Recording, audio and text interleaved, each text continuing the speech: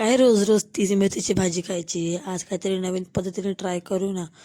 एकदा खाशाल ना तर 2 चपात्या जरा जास्तच खाशाल बरं का. चला तर मग ट्राय करूया.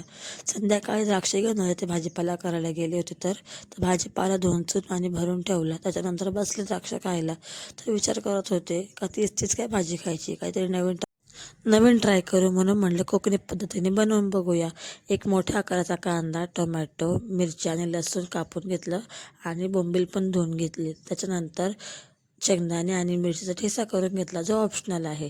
हिरवीगार मेथी भाजी घेतली. त्याच्यानंतर मग तेल घेतलं. तेलामध्ये बोंबील मस्त फ्राय करून घेतले. नंतर लसूण आणि मिरच्या पण बारीक चिरून त्यांना सॉटे करून घेतलं. त्याच्यामध्ये बारीक चिरलेला कांदा मस्त लाल होईस्तोवर त्याला परतून घेतला आणि वरतून घातला टोमॅटो. त्याला सॉफ्ट होईपर्यंत परतवलं. नंतर वरतून घातली मी मिरची पावडर, हळद आणि कोथिंबीर. थोडंसं पाणी घालून घेतलं आणि शेंगदाण्याचा कूट पण घालून घेतला जो ऑप्शनल आहे.